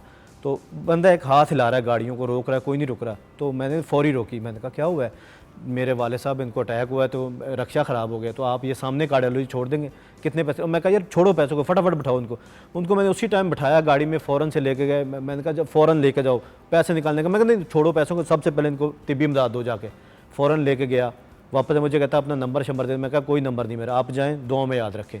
तो मुझे वो वाक़या बड़ा अच्छा लगता है। फिर 1-2 बच्चे इस तरह बैठे कि उनके वाले साहब को अटैक हुआ, वो CMH में थे, तो रोते जा रहे हैं, बेटी थी एक बेटा उनका। तो मैंने कहा बच्चों कुछ भी नहीं होता, ये एक विर्द मैंने उनको बताया, ये पढ़ते रहें, अल्लाह पाक से तंदुरुस्ती दें। तो फिर उनका मुझे कॉल आई, जी अल्लाह का शुक्र है हमारे वाले साहब को अल्लाह पाक ने नई ज़िंदगी दी है, और हम आपको सारी ज़िंदगी नहीं भूलेंगे कि आपने इतने मिनट का सफ़र इतनी जल्दी हमें पहुंचा दिया। अब देखें ना फ़ारूक भाई, ये वाली भी तो एक देखने वाली बात है। जी जी कि कोई इंसान मजबूरी की हालत में है, बिल्कुल कोई हाथ पकड़ा दे, कोई बिल्कुल। सहारा दे दे, तो जी। इंसान की ज़िंदगी जो है ना बहुत आसान हो बहुत जाती आसान है। हो जाती है। और हम डॉक्टर्स तो हैं नहीं जी, ना, जी। और डॉक्टर बनने के लिए तालीम भी बड़ी हासिल बहुत- करनी पड़ती है, बहुत बड़ी करनी चीज़ है। पड़ती है, बिल्कुल। तो कम अज़ कम हम अपना जान बचाने में हिस्सा तो डाल सकते हैं। जितना कर सकते हैं देखिए हमें करना डॉक्टर्स चाहिए। तो वो फरिश्ते हैं, नर्सें, बिल्कुल, डॉक्टर, बिल्कुल, अस्पताल बिल्कुल। वाले, वो हाँ फरिश्ते हैं जो अल्लाह ताला ने ज़मीन पे भेजे हैं हमारे लिए आसानी पैदा करने के बिल्कुल लिए। बिल्कुल लेकिन उन तक पहुंचना भी तो ज़रूरी है, बिल्कुल पहुंचना तो ज़रूरी आप है। वो वाला हिस्सा डाल रहे हैं। मैं अल्हम्दुलिल्लाह डाल रहा हूँ। अब यहाँ पे क्या होता है कि रात को जब पेशेंट ज़रूरत होती है ना, कोई कैब पे बुक करवाता है, तो वो 300 की जगह 600 मांगते हैं। एक मेरा पिछले दिनों वाक़या हुआ था कि एक बंदा था DH के साथ पंजाब सोसाइटी से आगे जा रहे थे आदिल हॉस्पिटल, 3 बजे का टाइम, वो मुझे कहते जी मेरे वाले साहब को अटैक हुआ है, तो आप इनको काइंडली हमने लेके जाना है कार्डियोलॉजी, यहाँ पे डॉक्टर कोई नहीं है। तो मैंने कहा पहले आपकी काफ़ी देर से राइड आ रही थी, कह रहे मुझे मिल नहीं रही। मैंने कहा जी फ़ौरन बैठाया, मैंने उनको छोड़ा, रास्ते में पूछा कि इतनी देर क्या हुआ, कहते जो पहले आया था उसने 600 की जगह 800 लिया है, तो आपका 400 बन रहा है, तो आप कितने लेंगे? मैंने कहा मैं 400 भी नहीं लूँगा। क्यों जी? मैंने कहा ये देखें, मोबाइल पे मैंने उनको दिखाया। अच्छा, लोग ना, लोगों की मजबूरियाँ, वही वाली बात ना जो आपने कहा कि रात के 2 बजे 500 वाला बंदा जो है 1000 रुपए ले रहा होता है। ऑटो रिक्शे वाले इस तरह करते हैं, एक वो लोग पूरा रुकते भी नहीं है, रुकते भी नहीं है। मसला देखेंगे, एक्सीडेंट भी हुआ हुआ है और सिचुएशन बिगड़ रही है, नहीं एम्बुलेंस पहुंच पा रही। हाँ जी। तो लोग नहीं रखें, क्योंकि डर भी तो लगता है ना डर फारूक भी भाई, लगता है। ये भी खौफ लगता आता है कि ये बंदा एम ही मुफ्त में क्यों लेके जा रहा हाँ है, जी। किडनैप ना कर ले, ये ना कर ले, वो ना कर दे। मैं अल्हम्दुलिल्लाह रोड पे भी जा रहा हूँ ना, रिंग रोड पे जा रहा हूँ, कहीं भी डायमंड रोड पे भी जा रहा हूँ, कहीं भी, तो मैं फ़ौरन रोक लेता हूँ गाड़ी, ज़रूरत हो पूछता हूँ क्या हुआ। अब मैं पिछले दिनों रायवन रोड जा रहा था, तो एक एक्सीडेंट हुआ, ऑटो रिक्शे के दोनों आपस में लगे, तो 2 बीबियाँ पड़ी हुई, एक बंदा पड़ा हुआ, खूनो खून। मैंने कहा 112 नहीं आई, किया हुआ फ़ोन वो आ रहे हैं। मैंने कहा हॉस्पिटल, मैंने कहा नज़दीक कौन सा? करें जी रायविंड है, कितनी देर का रास्ता है? मैंने कहा किसी को पता है? कहता हाँ जी मुझे। मैंने कहा इनको फ़ौरन बैठाओ, खून लगाओ। मैं कहा कोई इशू नहीं, मेरे कपड़े मुश्किल और नहीं है। दूसरी बात इसलिए भी तो नहीं लोग पढ़ते ना, क्योंकि जी, वो जी। कहते हैं पुलिस केस बन जाएगा। नहीं, कोई पर बात यह कि व्यूअर इंसानियत सबसे पहले है। इंसानियत सबसे पहले। आप रब के बंदों के काम आ रहे हैं, बिल्कुल। आप क्यों किसी प्रॉब्लम में फंसेंगे? बिल्कुल, और अल्लाह की अगर वो ज़ात। आजमाइश आनी है तो वो किसी भी कॉन्टेक्स्ट में आनी किसी है। भी कॉन्टेक्स्ट में आ सकती कम है। अज कम आजमाइश इस कॉन्टेक्स्ट में आए कि आप किसी के काम आ रहे थे तो काम आ बंदा रहे कहता है थे। कि इट्स ओके। बिल्कुल। तो पीछे से लोग फ़ोन करते हैं जी आप हमारे साथ एक कप चाय पी लें, आप आ जाएं हमारे साथ। एक इधर यूनिवर्सिटी लाहौर में था, सीरियस पेशेंट था, शौकत खाना लाना था, रात सुबह 4 बजे का टाइम था। तो मुझे कहते जी आप कितनी देर में आ रहे हैं राइड? 5 मिनट शो हो रहे थे। मैंने कहा जी मैं आप एक हॉस्पिटल के बाहर आ गया हूँ मैं। वो कहते हैं आप शो है? मैं कहा सर मैं आपको छोड़ें, मैं बाहर खड़ा हूँ। आए फटाफट लेके गए। उधर यूनिवर्सिटी लाहौर से शौकत खानम का फासला कम अज़ कम 12-15 मिनट लगते हैं। मैंने उनको 8 मिनट पे पहुंचा दिया, रोड खाली थे, गए हो गया। उनका फ़ोन आया मुझे, भाईजान बहुत बहुत शुक्रिया, वालदा की जान बच गई है, आप बताएं आपने पैसे ऑनलाइन करूं? मैं कहा कुछ भी नहीं चाहिए, आप एक कप चाय पी लें। मैंने कहा जी मेरा उधर का चक्कर नहीं लगता, हालांकि मैं रोज़ रायवन रोड जाता हूँ। मैंने कहा जी मुझे नहीं चाहिए, सिर्फ दुआ में याद रखें। अब भी उनके फ़ोन आते हैं, मैं भूल जाता हूँ, जिसको छोड़ा बस। लोग मॉल्स में मिलते हैं, आगे पीछे मैं जाता हूँ तो वहीं खड़े होकर दुआएं देना शुरू हो जाते हैं कि पर बस कोई यही देखें, चीज़ है। किसी के काम आने से बढ़ के तो कोई काम नहीं अच्छा है। आपने मजीद अब क्या सोचा है? क्योंकि मेरा आपसे बात हो रही थी ब्रेक में, जी, तो जी। आपने कहा कि आप तो कर रहे हैं, लेकिन फिर आपने कहा कि मैंने सोचा है कि किस तरह लोग भी हेल्प कर सकते हैं। लोग जो है अपना हिस्सा, कोई किसी को ज़रूरत है पेशेंट को, अगर आपकी गाड़ी खड़ी हुई है आपके आसपास है मोहल्ले में, तो चाबी उठाएं, फ़ौरन से उसको हॉस्पिटल लेके जाएं, ऐप करवाने के बजाय या आगे पीछे करने के बजाय। ये छोटी सी नेकी है जो आगे जाए, इसका अजर इधर ही बहुत बड़ा है, अल्लाह की ज़ात खुश होती है। आगे मेरा अल्हम्दुलिल्लाह प्रोजेक्ट जो है, मैंने 200+ गाड़ी रजिस्टर्ड कर ली है मुख्तलिफ ऐप्स की। उसमें जो पेशेंट बैठेगा, ऐप भी मैंने बना ली है, वो पेशेंट बैठेगा तो ड्राइवर हमें बताएगा जी यहाँ से यहाँ तक गए, इनका ये फेयर बना है, फ़ौरन से पहले ड्राइवर के अकाउंट में पैसे चले जाएंगे। फ्री राइड होगी पेशेंट्स की पूरे लाहौर में, और अफोर्ड कोई कर सकता है, कोई नहीं कर सकता। मैंने सब के लिए बराबर रखा हुआ है, अमीर है, गरीब है, क्रिश्चियन है, कोई भी है, इंसान तो है ना, सब बराबर हैं, कभी किसी से कोई पैसे नहीं लिए। अलबत्ता कोई ऐसे लोग भी होते हैं खुददार जो छोड़ जाते हैं गाड़ी पर, नहीं हमारे पास ये, फिर वो पैसे मैं अलहदा रखता हूँ, उससे किसी को खाना खिला दिया, किसी को ज़रूरत है मेडिसिन ले दी, किसी को और ज़रूरत है। क्या है ऐप मैंने बनाई है एक, नहीं बताए ना मुझे उसके बारे में। अभी उस ऐप पे मैं वर्किंग कर रहा हूँ। हाँ। और मैं चाहता हूँ अगर कोई मार्केटिंग कंपनी या कोई इस तरह की है ना, अगर वो करना चाहे मेरे साथ काम, तो फिर उन गाड़ी में उनका बिज़नेस भी हो सकता है और मरीज़ों का भी भला हो सकता है। और कैब ऐप के नाम से ही है, यानी कि वो जैसे दूसरी ऐप्स है ना, उनमें नहीं होगा, वो उस तरह की नहीं होगी। वो ये होगी कि पेशेंट्स के लिए ही ज़्यादा होगी, प्लस सिर्फ उसमें पेशेंट के लिए। सिर्फ पेशेंट्स के लिए होगी, बाकी उसमें कोई नहीं कि आप ये कर सकते हैं या गाड़ी चला सकते हैं या नहीं, सिर्फ खिदमत इंसानियत के लिए ही होगी वो। और उस पर मैं अल्हम्दुलिल्लाह वर्किंग कर रहा हूँ। थोड़ा सा पिछले दिनों इशू आया था, एक क्लाइंट था, उसने काफ़ी मामला आगे पीछे कर दिए थे, उस वजह से मैं थोड़ा सा रुका, नहीं तो अब तक तो मैंने उसको रन कर देना था। इसे होता पता है क्या है व्यूअर्स, इस किस्म की ऐप का बेनिफिट ये होता है क्योंकि कुछ ऐसी और भी ऐप्स हैं जिसमें अगर आपने खून की डोनेशन करनी है जी, तो जी। इस तरह की ऐप्स है जिसमें आपका नाम और नंबर होता है, आपको फ़ोन आ जाता है। बिल्कुल। तो इस किस्म की ऐप में सारे अवेलेबल ड्राइवर्स को उस एरिया में जो होंगे उनको मैसेज चला जाएगा कि भाई फ़लाँ जगह पे फ़लाँ शख्स ने यहाँ से यहाँ पहुँचना है। जी, जी। जो बंदा आसपास अवेलेबल हो वो उसको टेकअप कर ले और वो बंदा फिर पिक एंड ड्रॉप कर दे। बिल्कुल। वो फिर उससे ड्राइवर ये नहीं होगा ना कि वो नहीं कहेगा जी मैंने नहीं जाना, पता नहीं क्या होगा, उसको पता होगा कि मुझे उसी टाइम पेमेंट आ जानी है। एक बात, और दूसरी उसका एक और फ़ायदा भी होगा जी, जी। कि जो लोग घबराते हैं ऐसी चीज़ों, ऐसी फैसिलिटीज़ को यूज़ करते हुए कि यार ये मुफ्त में कोई क्यों हमें लेके जाएगा, वो क्या होगा, ये होगा, जी, वो होगा, तो वो वाले मामलात भी थोड़े से ईजी हो जाते हैं ना, easy हो ट्रस्ट जाते का हैं, एलिमेंट बन ट्रस्ट जाता का, है, बिल्कुल बिल्कुल ट्रस्टवर्दी चीज़ हो जाती है। बिल्कुल। अब मुझे जब मैं ऑफलाइन भी होता हूँ तो अक्सर लोगों की कॉल्स आती हैं नज़दीक से, आसपास से, तो मुझे कहते हैं जी आप अपनी गाड़ी पे नंबर क्यों नहीं लिखवाते। मैंने कहा जी नंबर का इशू नहीं है, कभी मैं कहीं होता हूँ कभी कहीं, तो फिर फ़ोन करना शुरू हो जाते हैं लोग। हाँ। फिर आजकल हमारा अलमिया ये है कि लोग फेक राइड बहुत करवाते हैं। मसलन घर के बाहर गाड़ी बुला लेते हैं, बाहर नहीं आते, कैंसिल कर देते हैं। इस तरह का बहुत है ज़्यादा कि अब एक कैब ड्राइवर है बेचारा जिसका रोटी रोजी उसी पे है, तो उसको बुला के बाहर कैंसिल कर देना आपने। अब मुझे भी फेक राइड्स आती हैं। अब दिसंबर 2023 में रात 3 बजे मुझे राइड आई जी, हमारे साथ पेशेंट है, हमने सब्ज़ाजार से मुगल आई हॉस्पिटल जाना है। मैंने कहा जी मैं आ गया आपके घर के बाहर, धुंध है, हद निगाह ज़ीरो है, कोई चीज़ नज़र नहीं आ रही, फुल सर्दी है, दिसंबर है, और 15 मिनट बाद मैंने कहा जी मैं गली के बाहर खड़ा हूँ, काइंडली आप आ जाएँ, मैंने और भी लोगों को छोड़ना होता है। तो आगे से वो फीमेल थी, मुझे क्या कहती हमने प्रैंक की है। मैंने कहा जी ये कोई बात तो नहीं है करने वाली, आपने प्रैंक किया है। कोई मेल होता तो फिर मैं उसको कहता कि मैं तुम्हारे साथ अगले थाने में क्या प्रैंक करता हूँ, अब फीमेल है तो मैंने फिर नंबर बंद कर दिया। इस तरह के भी लोग हैं। तो प्लीज़ गाइस देखिए, ये प्रैंक्स और इस तरह की हरकतों से ज़रा इज्तनाब करें। अगर कोई इंसान एक अच्छा काम कर रहा है, अपनी फैमिली, अपनी ज़ात, अपनी नींद, अपनी भूख, अपनी प्यास को साइड पे करके, तो कम से कम अगले बंदे को तंग ना करें और ये बचकाना हरकतों को ज़रा अवॉइड ही करें। आपका पैगाम क्या है व्यूअर्स को एंड में? पैगाम मेरा सबके लिए यही है कि अपने आसपास देखें, किसी को किसी चीज़ की ज़रूरत है तो जो नहीं ले सकता, या अपने आसपास जो भी हैं उनको किसी चीज़ की भी ज़रूरत है, तो अपने जो भी हैं उनका ख्याल रखें जितना आप कर सकते हैं। तो इसका अजर अल्लाह की ज़ात बहुत ज़्यादा देती है। जितना आप कर सकते हैं, जितना भी, ये नहीं कि आप लोगों को बताएं मैं ये करूं। मेरा आने का मकसद ये होता है लोगों को बताने का कि अपनी तरफ से आप नेकी करते जाएं, वो नेकी बहुत बड़ी बन जाती है। आपको कई मामलात में, कई जगह पे, कई चीज़ों पे बहुत ज़्यादा उसका बेनिफिट मिलता है और बेहिसाब मिलता है। थैंक यू सो मच भैया, अल्लाह आपको खुश रखे, ज़िंदगी दे। जैसे कि व्यूअर्स ब्रेक से पहले हमने ख़वातीन को एम्पावर करने की बात की, अभी भैया से ये बात हुई कि जो लोग किसी मुश्किल में हैं, प्रॉब्लम में हैं, हम उनको कैसे प्रॉब्लम से निकाल सकते हैं। बीमारी तक में जब आपके पास फैसिलिटी नहीं होती, आप उतने इंडिपेंडेंट नहीं होते, और घर के मर्द का ही अगर भट्टा बैठ जाए तो फिर ना कोई ले जाने वाला, ना कोई लाने वाला। तो जब मोहम्मद फ़ारूक इतना अच्छा काम कर रहे हैं तो हमें भी अपना हिस्सा डालना चाहिए।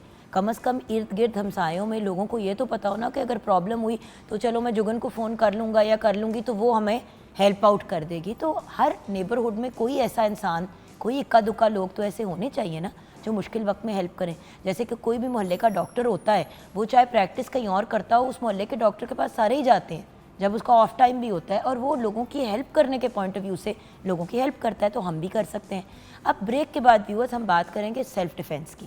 हमें एक बहुत ही ब्रिलियंट खातून ज्वाइन करेंगी जो हैं तो डेंटल सर्जन, दूसरी चीज़ों की उनसे बात हुई, लेकिन उनका जो एक सेल्फ डिफेंस ट्रेनर वाला एस्पेक्ट है उस पर हम बात करेंगे, और क्यों सेल्फ डिफेंस सीखना मर्दों और औरतों दोनों के लिए ज़रूरी है, ब्रेक के बाद।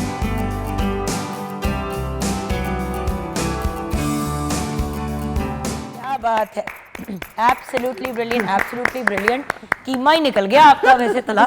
हमारे साथ बहुत ही टैलेंटेड तलहा नदीम हैं, brilliant singer and of course musician as well. अस्सलाम वालेकुम तलहा। हमने सोचा कि हम थोड़ा सा इंस्पिरेशनल सॉन्ग आपसे सुन लेते हैं, क्योंकि हमने ज़रा इंस्पिरेशनल बातें भी करनी है। अब आप चिल करें, अब आप बेशक चिल करें, क्योंकि हमारे साथ हैं डॉक्टर हाइका नासिर। आप डेंटल सर्जन हैं, पहले भी शो का हिस्सा बन चुकी हैं। व्यूअर्स, लास्ट टाइम जब इनसे मुलाकात हुई थी तो इन्होंने ये बताया था कि आप सेल्फ डिफेंस ट्रेनर भी हैं। तो मेरी बड़ी ख्वाहिश थी कि डॉक्टर साहिबा को बुला के इनके सेल्फ डिफेंस की जो स्टोरी है, और 2019 से ख़वातीन को भी सेल्फ डिफेंस की वर्कशॉप्स करा रही हैं, ख़ुद भी सेल्फ डिफेंस सीख चुके हैं, वाई, ये भी एक बड़ा इंपॉर्टेंट एलिमेंट है। अस्सलाम वालेकुम। वालेकुम अस्सलाम Jugan, I am so happy to be back at your show. और लास्ट टाइम भी हमारी काफ़ी इंटरेस्टिंग कॉन्वर्सेशन हुई थी इस चीज़ के बारे में। मैंने 2019 में ये वर्कशॉप्स डिज़ाइन करना शुरू की थी और कंडक्ट करना शुरू की थी, और प्राइमरीली इसके पीछे यही रीज़न था कि मेरा experience as a woman living in Pakistan, मेरी फ्रेंड्स का, मेरी बहन का, मेरी कज़न्स का, हम सब के कहीं ना कहीं एक्सपीरियंसेस मिलते हैं, हर किसी के मैच करते हैं। और एक चीज़ सब में कॉमन थी, हम सब ने किसी ना किसी तरह की हरासमेंट फेस की हुई थी, स्ट्रीट्स पे, यूनिवर्सिटी कॉलेजेस पे, या sometimes it's something as simple as कि आप किसी जगह पे खड़े हुए हैं और एकदम से किसी ने आपका बाजू पकड़ लिया and you like who are you. तो बात, और कभी कभी ऐसा भी होता है कि मेंटल हेल्थ किसी की ठीक नहीं होती। Exactly. मुझे याद है हम जब कनेड में पढ़ते थे बहुत साल पहले, many years ago when I was doing my FA, तो वहाँ बाहर एक आदमी होता था जो खड़ा घूरता रहता था ख़वातीन को। बड़ी दफ़ा हमने कंप्लेन भी की, उसके बारे में कहा भी। एक दफ़ा उसने एक लड़की को दोनों बाजुओं से पकड़ लिया और उसको घूरना शुरू हो गया। अब वो जहनी तौर पर वो बेचारी इतना घबरा गई। खैर ऑब्वियसली गार्ड्स वगैरह सब ने मिल के कर लिया, लेकिन वो जो कुछ लम्हे थे जहाँ पे वो इतनी कंफ्यूज और मजबूर थी, वो 2 हफ्ते तक कॉलेज नहीं आई। उसके बाद वो इतनी हिल गई थी इस एक्सपीरियंस से, ट्रॉमेटाइज, क्योंकि उसको ये था ना कि इसने अब मुझे कुछ कर दिया तो कोई भी आपको क्यों कुछ करे, और अगर कोई करे तो आप अपने आप को क्या सेव कर सकते हैं, प्रोटेक्ट कर सकते हैं। Exactly. ये बड़ा मैटर करता है। या और ये एक्चुअली यही चीज़ थी जिसके ऊपर मैं ज़्यादा फोकस भी करना चाहती थी कि जब कोई इस तरह का मोमेंट आता है ना, तो आप सहम जाते हो, आप घबरा जाते हो एकदम से बहुत ज़्यादा ना, और इमीडिएटली आपके जहन में नहीं आता कि अच्छा मुझे भागना चाहिए, चीखना चाहिए, वापस लड़ना चाहिए, बिकॉज आप एक तरह से शॉक में चले जाते हो और वो हिंडर कर देता है आपके रिस्पॉन्स को। क्योंकि लड़कियों में जो है, हम लोग उस तरह की कंडीशनिंग नहीं करते हैं बचपन से ना, कि हम उनको सिखाएं कि भाई तुमने भी लड़ना है, हाथापाई करनी है, मारना है, धारना है। बॉयज़ में फिर वो उनकी आपस में, फैमिली में, दूसरे बच्चों के साथ एक तरह से उनकी नेचर में ये चीज़ जो है, आप समझ लें, कंडीशन हो जाती है। अंडरस्टूड बात होती है। और अगर एक लड़का ना अग्रेसिव हो तो उसको सुना के और उसकी बेइज्जती करके उसको अग्रेसिव कर दिया जाता है कि भाई मर्द के बच्चे हो, क्यों मार खाए के आए हो। वो भाई कोई एक खाएगा तो फिर कुछ मामला ठीक रहेगा ना, अगर दोनों ही एक दूसरे को कुट के भुरकस निकाल देंगे तो मर जाएंगे लोग। मतलब ये नहीं रियलाइज करते कि मतलब हमारे यहाँ फैमिलीज में ये मर्दानगी कंसिडर की जाती है कि अगर कोई लड़ाई हुई तो तुमने कितने झांपड़ लगाए, तुमने कितना मारा, जबकि कितनी एक नेगेटिव चीज आप प्रमोट कर रहे हैं। बच्चियों को हम सेल्फ डिफेंस सिखाते हैं, हम उनको मारना कुटना नहीं सिखाते। अगर कोई आपको अटैक करे तो आपने अपने आप को कैसे महफूज रखना है, इस हद तक तो मर्द और औरत दोनों को आपको सिखाना चाहिए। लेकिन जब आप लड़कों को कहते थे ना राइट के रॉन्ग, हर वक्त मर्द से यही एक्सपेक्टेशन होती है, जाओ मारो, सर फाड़ दो, और ये नेगेटिव चीजें फिर हमारे मुल्क में और हमारे मर्दों में बहुत अग्रेशन पैदा करती हैं। एक सेंस ऑफ एंटाइटलमेंट सिग्नल पे हर वक्त लड़ाइयाँ हो रही होती हैं, क्योंकि लोगों के अंदर है इतना फ्रस्ट्रेशन भरा हुआ है। तो ये मतलब भाई गाड़ी, आप सिग्नल पे बात की, अब आपका ही तला जी, अगर आप गाड़ी में अकेले बैठे हैं, कोई आपके साथ गाड़ी लग जाती है, व्हाटएवर हो जाता है, बंदा गाड़ी से उतरता है, तमीज से बात करके निकल आता है। अब अगर 7 दोस्त यार बैठे हुए या कोई फैमिली मैटर बैठ, उठो निकलो बाहर गाड़ी से, लगाओ इसको एक, तो अगला ना भी करने वाला हो तो अगले को शर्मिंदगी में मार जाके कुटना पड़ जाता है। गलत बात है, हाथ उठाना इज रॉन्ग। मर्द मर्द पे उठाए, मर्द औरत पे उठाए, औरत मर्द पे उठाए, ट्रांसजेंडर उठाए, कोई हाथ उठाए, गलत बात है। किसी इंसान को ये हक नहीं है, चाहे वो माँ बाप क्यों ना हो, कि वो दूसरे इंसान को किसी भी किस्म की जिस्मानी या मेंटल अजियत पहुंचाए। ये बात मैं बार बार कह रही हूँ, ये इलीगल चीज है। माँ बाप भी बच्चों को नहीं मार सकते भाई, अगर नहीं पाल सकते तो ना पैदा करो, अगर पैदा करके उनको मार मार के उनका कचूमर ही निकालना है, why you having children. So, ये इंपॉर्टेंट एलिमेंट्स है। हमारे यहाँ वायलेंस एक इतनी नॉर्मल चीज है, आते जाते थप्पड़ लगा दिया, इट्स नॉट ओके, और उसी की वजह से एग्रेशन पैदा होती है। और फिर जब वही बच्चे आगे जाके हाथ उठाते हैं और लड़ाइयों में पड़ते हैं और किसी को बड़ा नुकसान पहुंचाते हैं, तो हम कहते हैं कि ऐसे मुंडा ही ठीक नहीं है, कुड़ी ठीक नहीं है। और ये आपको कलेक्टिवली नजर आती है कि जिस तरह हमारे ये मीनार पाकिस्तान वाला एपिसोड था, फिर इचले बाजार वाला जो मामला था यार, आप ये देखें। अच्छा, नूर मखदूम वाला तो चले, वो उसके बीच में क्राउड नहीं इन्वॉल्व था, उसके बीच में एक सेकंड उसमें क्राउड इन्वॉल्व था। I tell you how. There was a guard, there was people working in the house. उस बच्ची को भी अपनी नहीं आती थी ऑब्वियसली प्रोटेक्शन करनी। तो बात ये कि अगर 2 लोग भी वहां पे खड़े थे, हर बंदा चुप था। मसला ये है, इशू ये है कि अगर वो अपने आप को, चलो वो निकल भी जाती तो 100 लोग थे रोकने वाले कि भाई यू कैन नॉट गो। तो किसी भी केस में आप देखें, एटलीस्ट एक औरत या मर्द इतना इंडिपेंडेंट तो हो कि वो अपने आप को सेव करके निकल सके। सेल्फ डिफेंस का ये मतलब नहीं है कि पिस्तौल निकाल के किसी को गोली मार दो, ये बिल्कुल भी नहीं है सेल्फ डिफेंस। सेल्फ डिफेंस है क्या मैम? अपने आप का दिफा करना, अपने जिस्म का दिफा करना, अपनी मेंटल हेल्थ का दिफा करना। अक्सर लोगों को लगता है कि सेल्फ डिफेंस, जिस तरह हम मूवीज़ में देखते हैं ना कि आप किसी अंधेरी गली से गुजर रहे हैं और कोई बंदा आया है, कोई किडनैपर आया है, कोई रेपिस्ट आया और आप उससे अपने आप को बचाव कर रहे हैं, मगर सेल्फ डिफेंस आपकी डेली लाइफ में भी अप्लाई होता है। ये जब आप ड्राइविंग कर रहे हैं, कोई आपका पीछा कर रहा है, मोटरसाइकिल वाला आपको स्टॉक कर रहा है, आप यूनिवर्सिटी गए हैं या आप अपनी वर्क प्लेस पे गए हैं, कोई आपको वहाँ पे हरास कर रहा है, उस चीज़ को भी एड्रेस करना वो भी सेल्फ डिफेंस में आता है। और अभी जो आपने पहले बात की थी कि किस तरह हम लोग ये अग्रेशन लड़कों में इतना नर्चर करते हैं, ये इसका बहुत बड़ा पार्ट है, क्योंकि हमारी सोसाइटी में फिर वो सारी मेल पॉपुलेशन में ये चीज़ नर्चर की जा रही है और आप नोटिस करें हमेशा फीमेल पॉपुलेशन में ये चीज़ दबाई जाती है, उनको अग्रेसिवली रिएक्ट नहीं करना आता।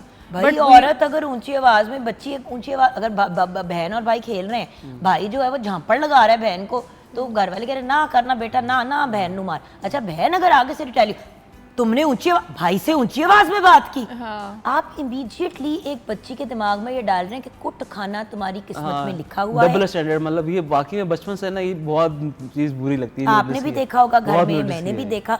और बाय द वे कोई भी जान के नहीं ये कर रहा होता ये है कि मेरी माँ ने भी यही देखा, हाँ एग्जैक्टली। उनकी अम्मा ने भी यही देखा, दादू ने भी यही देखा, सब ने यही चीज़ देखी, तो उन्होंने उसी चीज़ को आगे मुंतकिल किया कि भाई हमें भी ऐसे ही बड़ों ने कहा। पर बात है कि कहीं पे तो कुछ ब्रेक लगानी पड़ेगी ना। नहीं तब तो जहालत थी ना, तब तो चले वो दकियानूसी, अब तो आप इतने एजुकेटेड हैं, आप इतनी अवेयरनेस है, तो अब भी अगर आप वेस्ट से कंपेयर करें तो अभी राइट्स हैं ना सबके, मतलब लड़की है तो उसके भी राइट्स हैं, लड़के की भी राइट्स हैं। अब देखिए ना, ये बात अल्लाह ने कह तो दी है, Rights चार होना एक एटलीस्ट अलग दो चीज़ चार है। इनके यार तो उसने कहा तू एमी जनानियां दी सपोर्ट कर रहे हैं, तुम फेमिनिस्ट हो गए हो। तुम क्यों फेमिनिस्ट हो गए हो, तैਨੂੰ पता नहीं क्या फेमिनिस्ट की है गया। मतलब सही कह रही हूँ ना। Exactly. अब तला के ये कहने पे भी इसके हलक में अटकेगी ये बात। मैं तो यूजुअली मेल को इस गुफ्तगू में इसलिए इन्वॉल्व नहीं करती क्योंकि उनके लिए मसला पड़ जाता है, क्योंकि 90% male by the way agree करते हैं कि ऐसे नहीं होना चाहिए, लेकिन वो बोल नहीं पाते क्योंकि उनके पीछे जो 10% मर्द है वो पड़ जाते हैं, या घर की औरतें पड़ जाती हैं कि लो जी हुन अगे शादी करेगा तो रनमुरीद बन जाएगा। औरत को ना मारना आपको रनमुरीद बना देता है। कितनी अफसोसनाक बात है कि औरत को ना मारना, जो वैसे ही नहीं आपको करना चाहिए, आपको ये बना देता है। तो इज्जत देना तो फिर बड़ी दूर की बात हो गई। सो ये प्रोसेस शुरू कैसे हुआ 2019 में? जैसा कि मैंने आपको बताया, एक तो अपने एक्सपीरियंसेस से नहीं, बट फिर लोग कैसे आए और सिखाना? अच्छा, क्योंकि देखो सो मैं एक I had joined an MMA gym और वहाँ पे मैं खुद ट्रेनिंग कर रही थी और वहाँ पे बेसिकली मैंने वॉलंटियर किया था एक सेल्फ डिफेंस वर्कशॉप के लिए। हम लोगों ने शेख ज़ैद में कराई थी ना, अपने कोच के साथ में गई थी। हाँ जी। तो वो 2 डेज़ की सेल्फ डिफेंस वर्कशॉप थी और उसमें हम लोगों ने, जो हमारा डेमोग्राफिक था वो यूनिवर्सिटी स्टूडेंट्स थी, गर्ल्स थी, सारी मेडिकल की स्टूडेंट्स थी, उनको हमने करानी थी। सेकंड डे पे मैं गई थी, तो वहाँ पे जाकर हम लोग उनको बहुत ज़बरदस्त मूव सिखा रहे थे। हम उनको जिजिट्सू की कुछ मूव सिखाई थी और बेसिक सेल्फ डिफेंस सिखाई थी कि मतलब कौन सी रियल लाइफ में वो प्रैक्टिकली इस्तेमाल कर सकती हैं।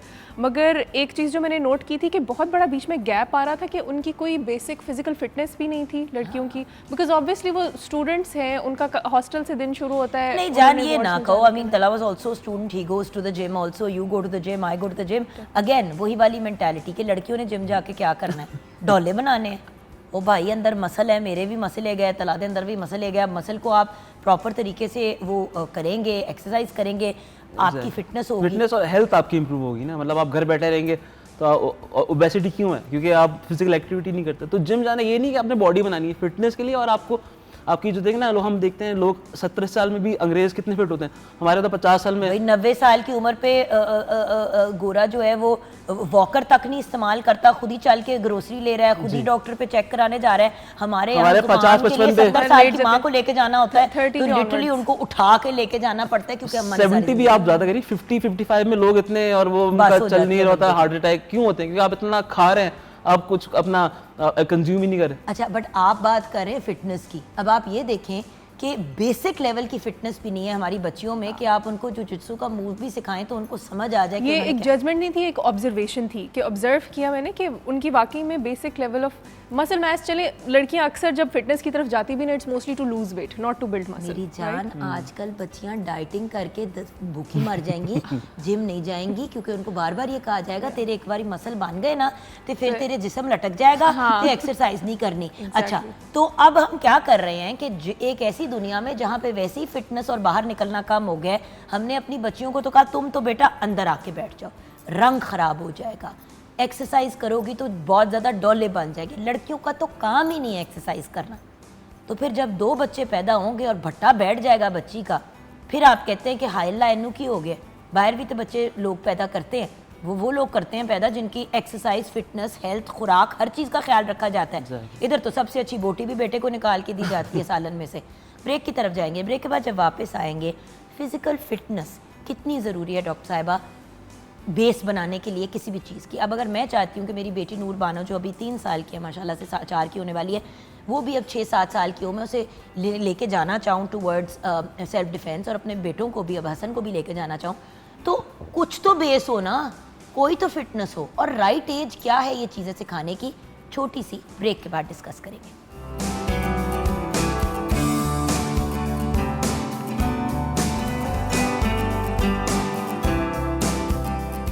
Welcome back from the break. Viewers, आए किचन में नज़र डालते हैं और देखते हैं कि क्या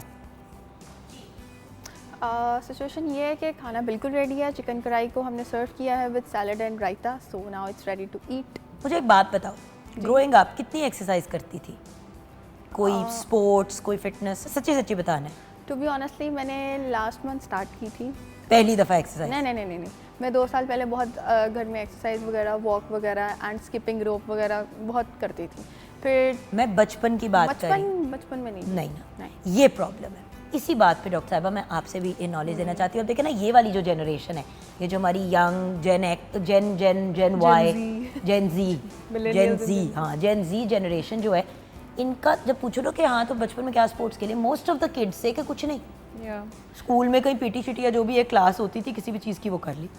अभी तो आजकल ये कि बच्चे पैदा होते ही उनके हाथ में टैब आ जाता है, फ़ोन आ जाता है, तो उनको उस चीज़ से एक एडिक्शन पैदा हो जाती है। और जो डोपामीन उनको इस चीज़ से मिलती है, वो फिर जब उनमें इनकरेज नहीं करेंगे, इनकलकेट नहीं करेंगे कि भाई बाहर जाना है, पार्क में खेलना है, कोई स्पोर्ट्स ज्वाइन करने हैं, स्कूल में एक्स्ट्रा करिकुलर एक्टिविटीज़ के ऊपर फोकस करना है, तो फिर बच्चे फिर वीडियो गेम्स, PS5 और इस चीज़ में ही मतलब ज़्यादा ऑब्सेस हो जाते हैं। और ये मैंने नोट किया है काफ़ी ज़्यादा पैटर्न के, एक तो हमारी गेम्स भी इतनी वायलेंट हैं आजकल, PS5 पे, इस पे क्या नाम है, फ़ोन पे PUBG वगैरह ये सब कुछ।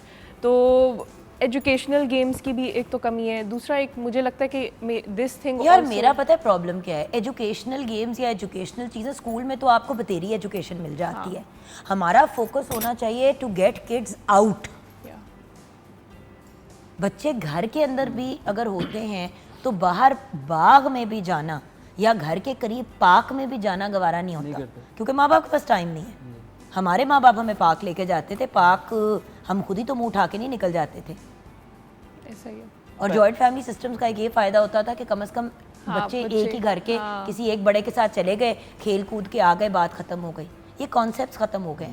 तो जब इतनी भी फिटनेस नहीं होगी तो खुदा ना खास्ता अगर आपको कोई अटैक करेगा तो सेल्फ डिफेंस आप स्वात मिट्टी करेंगे अपनी। पेरेंट्स का भी इसमें है कि बच्चा रो रहा है छोटा, तो चुप कराने के लिए टैब दे दो, तो यहाँ से शुरू हो रहा है कि खाना खा रहा है तो उसको आदत होगी कि जब तक वो कार्टून देगा खाना नहीं खाएगा। तो ये अगर आप बचपन से उसको ये आदत डाल रहे हैं तो वो इसीलिए 2 साल की 3 साल के बच्चों को ग्लासेस लगे हुए होते हैं। बिल्कुल। मेरे ख्याल में बच्चों को इवन 3 to 5 ईयर्स की एज पे भी आप उनको किसी स्पोर्ट में डाल दें ना, आप टाइकोंडो में डाल दें, कराटे में डाल दें, किसी भी बेसिक मार्शल आर्ट्स में डाल दें, वो बहुत इजीली पिक करते हैं। बच्चे बहुत स्मार्ट होते हैं। मेरे जिम में एक मैं बच्चे को कोच करी थी, वो 6 years old, वो नॉर्वे से विजिट कर रहा था और वो जुजित्सु की चैम्पियनशिप्स जीत रहा था वहाँ पे। I was surprised. और उसका अबू इतना डेडिकेटेड थे वो, माशाल्लाह, मतलब कि एक तो उस बच्चे की जो फोकस थी, क्रेज़ी फोकस, मतलब मैंने अडल्ट्स में इतना कंट्रोल और इतनी टेक्निक नहीं देखी जितनी मैंने उस 6 साल के बच्चे में देखी थी। और मैं यही सोची थी, मैंने कहा हम लोगों को पता भी नहीं होता कि हमारे बच्चों में कितना पोटेंशियल है जब तक हम उनको इन चीज़ों में डाल लेना। एंड गर्ल्स के लिए ख़ास तौर पे the youngest girl that I taught was 3 years old, और वो ज़्यादा कोऑर्डिनेटेड थी as compared to the boys. Boys के लिए मैं रेकमेंड करूँगी कि एटलीस्ट 5 की एज पे उनको किसी स्पोर्ट में डाल दिया करें, स्विमिंग कराना शुरू करें उनको, यही टाइकोंडो, कराटे, वुशू, इतनी बेसिक आपके पास मार्शल आर्ट्स। उसके साथ साथ एक गुफ्तगू भी तो ज़रूरी है, बच्चों के साथ कम्युनिकेट करना, उनको समझाना कि बेटे गुड टच और बैड टच में क्या फ़र्क है, और ये अपने बच्चों को एक्सप्लेन करना कि किसी भी किस्म की अग्रेशन गलत है। हम ये फील करते हैं कि अगर कोई रिश्तेदार हैं और वो ज़रा हाइपर से हैं और वो बच्चे को ऐसे पकड़ लेते हैं और धरूना शुरू कर देते हैं तो वो एक नॉर्मल बात है, बड़े तो ऐसे करते हैं। आई एम सॉरी, हम बच्चों को ना कहना भी नहीं सिखाते ना कि बच्चों बड़ों को को ना सबसे नहीं पहले कहना। ना कहना तो घर में सिखाओ, और ये तो उनको बताओ कि ये चीज़ ठीक है और ये चीज़ ठीक नहीं है। कोई इंसान अगर आपसे बदतमीजी से बात करता है या आपसे रूडली बात करता है या कोई आपको पकड़ने की कोशिश करता है तो किस तरह अपने आप को महफूज रखना है, क्या करना है, आवाज़ लगानी है, भाग जाना है, किसी को और घर के बड़े के पास जाना है। बच्चों को ज़्यादा मोहतात कर दे वो बेहतर है, ना कि बच्चे अनअवेयरनेस पे अपने आप के लिए कोई बड़ा मसला खड़ा कर बच्चों दें, को बहुत क्योंकि specific चाइल्ड मोलेस्टेशन का रेट हमारे मुल्क में बहुत हाई है, और सिर्फ बच्चियों में नहीं, बट बेटों में, लड़कों में ज़्यादा, क्योंकि लोग कहते हैं लड़कों की खैर है। इसीलिए तो जब आप मोलेस्टेशन के आप फैक्ट्स एंड फिगर्स देखते हैं तो लड़के हमारे मुल्क में ज़्यादा, क्योंकि बच्चियों को तो हम नेचुरली प्रोटेक्ट करते हैं, हाँ। इतना इजीली नहीं देते मर्दों की गोद में ये वो। बेटे की खैर है, नहीं जी, बेटे के साथ भी वही ज़्यादतियाँ हो सकती हैं जो बच्ची के साथ। और लड़कों को एक्सेस करना भी ज़्यादा आसान होता है। बच्चे बाहर भी जा रहे होते हैं, आप उनको दुकानों पे भेज रहे होते हो कि भाई दही दूध ये लेकर आओ, आप उनको मस्जिद भेज रहे हो, आप उनको हर जगह भेज रहे हो। हम ये नहीं कह रहे कि ना करो, ज़रूर उनको खुद मुख्तार और इंडिपेंडेंट करो, लेकिन उनको फिर अपनी दिफा करना, अपना तहफ़्फ़ुज़ करना भी तो सिखाओ। और वो बेसिक कॉन्वर्सेशन जब तक नहीं होगी ना, बच्चे को ये भी नहीं पता होगा कि मैंने घर आकर बताना भी है किसी को कि ये हुआ है, किसी ने मुझे गलत तरीके से हाथ लगाया या किसी ने मुझे इस तरह बात की है। जब तक आप ये बताओगे नहीं उनको क्लियर कट टर्म्स में, क्योंकि बच्चे नहीं वेगली नहीं समझेंगे। आपने उनको बताना कि बेटा किसी ने आपको हाथ लगाया है, गलत जगह पे आपकी जिस्म पे हाथ लगाया है, आपसे बदतमीजी से बात की है, आपके ऊपर आवाज़ ऊंची की है, आपने आकर मुझे बताना है। बट किसी ने जाने आपको- वही तो बात है, अगर पेरेंट्स अनकंफर्टेबल होते हैं या उन्हें ये गुफ्तगू नहीं करनी आती तो कम से कम आप किसी सेल्फ डिफेंस के कोच या किसी ऐसे बंदे के पास तो भेज सकते हैं ना, जिनका ये काम है, जो सिखा सकते हैं बच्चे को, इवन टीचर्स के गाइड ऊपर भी कर ये सकते रिस्पॉन्सिबिलिटी हैं। आनी स्कूल में चाहिए। तो टीचर्स, मैं तो यही कहती हूँ कि टीचर्स को तो गुड टच बैड टच पे 24 घंटे बात करनी चाहिए, और हर साल एटलीस्ट 2 दफ़ा साल में बच्चों की एक कोई ऐसा पूरी क्लास होनी चाहिए जिसमें यही गुफ्तगू हो रही हो। नॉट के हर हफ्ते, but at least once every 6 months, जहाँ पे बच्चों को ये कहा जाए, पेरेंट्स को इन्फॉर्म किया जाए कि भाई हमने बच्चों से ये बात की है, अब आप उनको मज़ीद गाइड करें ताकि वो बात पक्की हो जाए। एग्जैक्टली। और सिर्फ ये चीज़ करने से जो है ना, आप यकीन करें कि बच्चों में एक वो ऑटोनॉमी पैदा हो जाती है कि उनको समझ आ जाती है कि हाँ, हम लोग ना कह सकते हैं, हम लोग बता सकते हैं, ये जो एक्शंस हैं ये अकाउंटेबल होंगे। और एक कॉन्फिडेंस आ जाता है कि भाई मैं किसी को जाके बता सकती हूँ, और उसके साथ जो एक कॉम्बिनेशन है चीज़ की कि देखें अगलों को भी पता चल जाएगा कि यार ये तो अब स्कूल कॉलेजों में भी बात सिखाई जा रही है, हर लेवल पे ये बात हो रही है, हमने कोई पंगा किया तो हम मारे जाएंगे। अब क्यों नहीं मर्द दफ्तरों में हरास कर रहे औरतों को, क्यों नहीं मर्द औरतों पे फजूल तरीके से लाइनें मार रहे या उनके साथ पंगे कर रहे, क्योंकि उनको पता है कि you will be called out. Social media पे 1 सेकंड पे लोग लगा देंगे। हट गए हैं ना लोग Laws आ इस गए काम हमारे से, पास, हाँ। कम हो गया ना, कुछ तो कम हुआ है पाकिस्तान में, तो पहले तो- मजीद कम होगा जब आप लोगों को पता होगा कि यार ये तो बेसिक लेवल पे बात सिखाई जाती है, हम मारे जाएंगे। लोग करते क्यों है? क्योंकि उनको लगता है पकड़ कोई नहीं है। जी। और इसी चीज़ को आप बोल्स्टर कर सकते हैं बच्चों को सेल्फ डिफेंस सिखाकर, उनको फिटनेस की तरफ डाल के, उनको मार्शल आर्ट्स में डाल के। मार्शल आर्ट्स से जो मैंने देखा है बच्चों में डिसिप्लिन आता है, पीस ऑफ माइंड आता है, और जो एक टेक्निक और डिसिप्लिन के थ्रू उनका कैरेक्टर बिल्ड होता है ना, वो बहुत कम आपको घर पे वीडियो गेम्स, पार्क शार्क और मतलब कि रैंडम एक्टिविटीज़ में मिलेगा। सही, thank you so much doctor साहबा फॉर ज्वाइनिंग अस। तला ये बता दें सॉन्ग सुनाने से पहले कि आपकी अपनी ज़िंदगी में क्या चल रहा है, क्या मामलात, क्या काम की चीज़ें? वैसे मैं अभी तक अपने 20 गाने लॉन्च कर चुका हूँ, माशाल्लाह माशाल्लाह, तो ये अपना 21वां सॉन्ग कर रहा हूँ। तो जवान हो गए अब आपके गाने, 21 के हो गए, बालिग हो गए आपके गाने।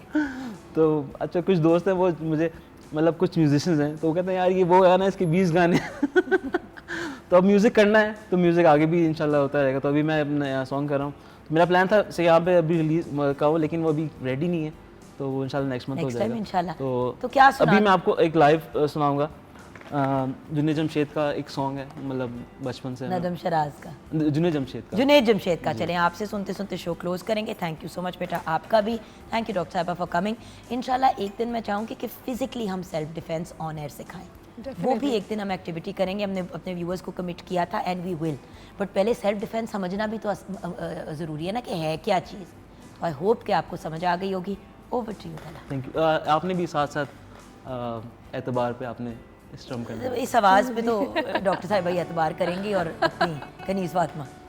एतबार भी आ ही जाएगा, मिलो तो सही, रास्ता कोई मिल ही जाएगा, चलो तो सही, चलो तो सही, एतबार भी आ ही जाएगा, धूप में खड़ा जल रहा हूँ मैं, साया दो मुझे, ये मेरा जुनून, ये मेरी जलन है, मेरी सजा, मेरी ये थकन कह रही है क्या, सुनो तो सही, सुनो तो सही,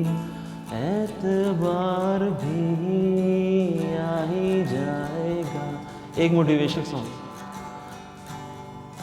क्या हुआ अगर जिंदगी जरा उलझ सी गई, सोचो तो जरा, जंगलों में भी रास्ते तो है, हमें भी कोई मिल ही जाएगा, चलो तो सही, चलो तो सही, प्यार व्यार भी